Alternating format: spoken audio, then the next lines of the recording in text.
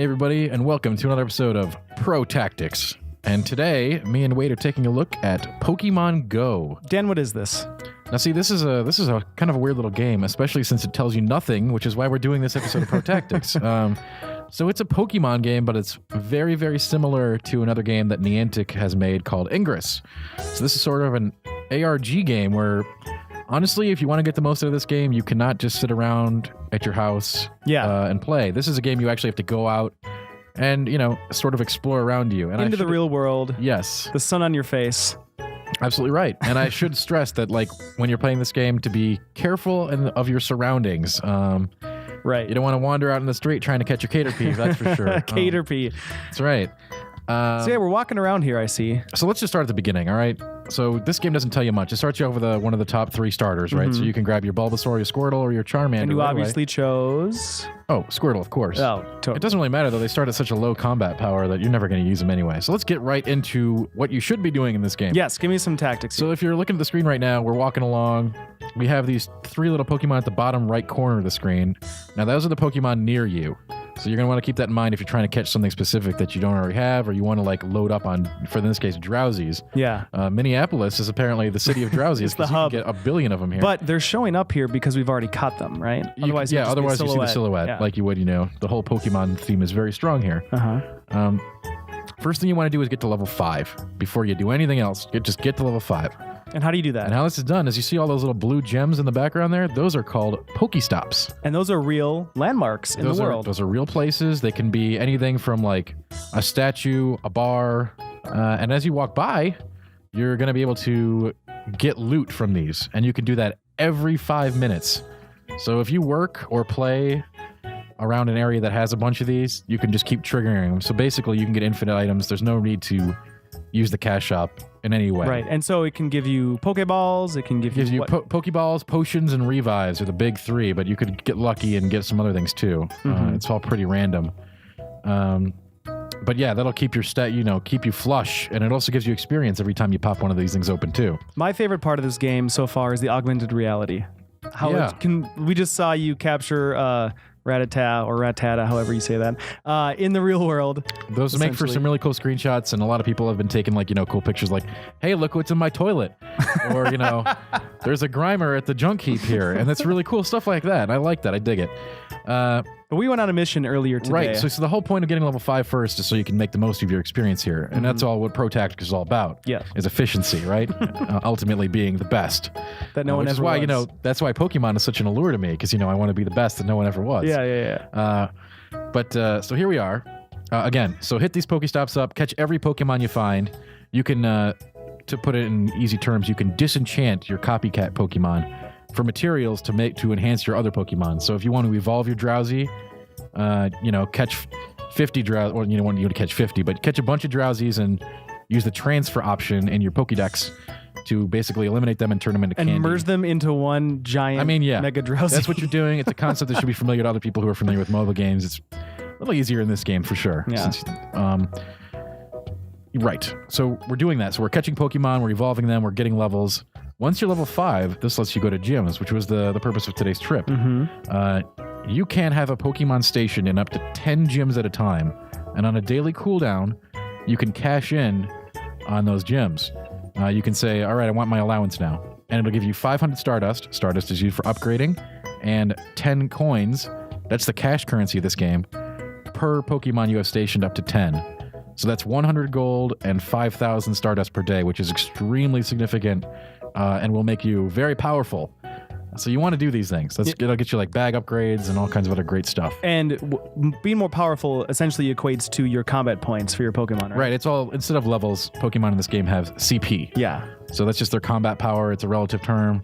Another thing... You're going to want a good mix of types and stuff. Yeah, you don't battle other wild Pokemon to catch them. You just have to be skilled enough with a Pokeball toss. Yes. And there are several different tosses, and there's various difficulties. Green, red, and yellow on the actual Pokemon. You're not going to find a lot of hard stuff to catch early. But man, some of the rares could be tough. And you can also do special spins and stuff with the ball if you want to get a little extra XP, and you've got 500 extra Pokeballs because you spent a few hours at a Pokestop. Right. And you want to just get extra XP because that's more valuable to you. But there's also, I saw you pick up a potion, there's incense. What do these things do? Yeah, okay, so the potions, there's no way to heal your Pokemon without getting potions or evolving them, and that's only gives them like 1 HP, so. Okay. Well, an evolve will give them full, I think they're full HP back, but leveling them up gives them like 1. You really need potions if you're going to be fighting your Pokemon, but you'll get tons.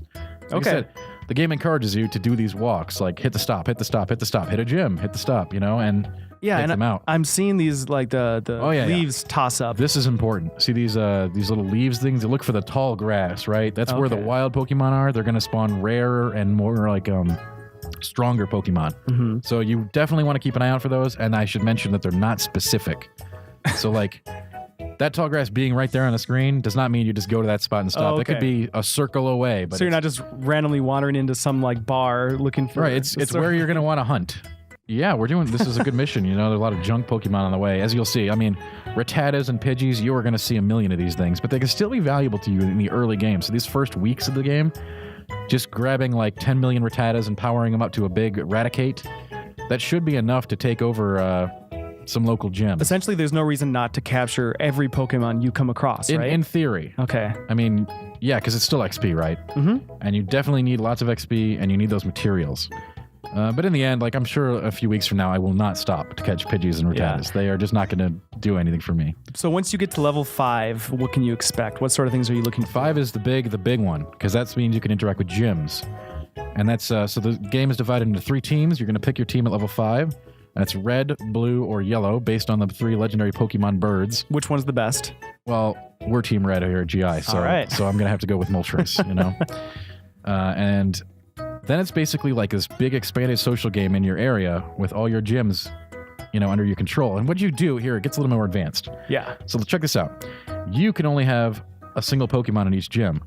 But if you group up with your team, you can stack the gyms like you can in a Pokemon game and have like 5 or 6 in there, right? Okay. And they'll have to battle through all of those to break the gym and take it over. So if you want to control a gym that's going to be really hard to topple, you just get a bunch of friends together to contribute Pokemon for that. Just get in there, and then all of your guys can position a Pokemon in there and leave it there. So they all get ownership of the gym, so they're all getting a benefit, 10 coins and 500 stardust a day. And then, you know, it's much harder to be taken. Unlike if you're the only guy who owns the gym, it's really easy for just anybody to walk by and say, well, I got a bigger Pokemon, I'm going to take it.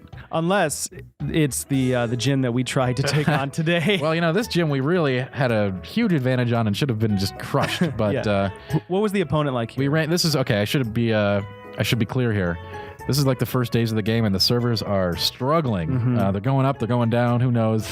And we had some real issues taking this gym because it should have been a cut and dry fight. But what I've learned is a known bug here in these early days is that you get the opponent down to like 1 health, and the game just flips out and just, you know, it doesn't die. But this was the Horsey that would not die. It's CP 85, and you had like we started this fight out with a 289 Raticate. So should have been no contest. So that's just a complete annihilation, right?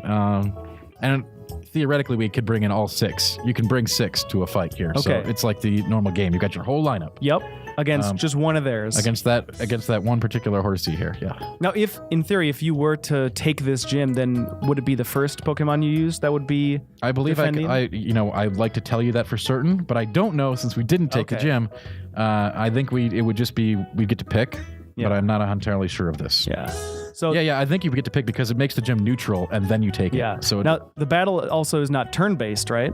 It is not. You just spam attack, and then once you have these bars, each Pokemon has different moves that cost an amount of bars. So you have the regular attack, which you spam, and then you have a special move that once you charge up your bar through regular attacks, you can use it. And those are the more special moves like Psybeam, and some of the more popular cool moves that you could do. So each Pokemon has 2 moves in this game. Gotcha. So it sounds like you want to catch a lot of Pokemon, walk around to get all the loot you can, eventually take over a gym and reinforce it with your friends. Anything else we need to learn about this game early on? That is the game in a nutshell, but it's a little deeper. The meta game is enormous. Like, let's say you've got... Really, it isn't going to depend where you live. Like, if your whole neighborhood is just like got that one gym, it's going to be under constant assault, and you're going to want to band up. And the thing is, you never even need to talk to another person. It's got this really weird metagame, right? Like, you might just learn that these people are in your town. Like, you'll be like, wow, you know, me and these other red guys own this gym, but I've never met a single one of them. But we keep taking it every day. And likewise, you're going to have opponents like, you're going to be looking for that yellow guy walking by the bar. None of this stuff is explained really in the game, so I thought it would be useful to like go over these are the important things you should be doing. And again, going to Pokestops will keep you with a constant supply of items, so there's no problem there. And get 5 and start going and battling in those gyms. Got it. Thanks, Dan. Thank you, and Pokemon Pro Tactics.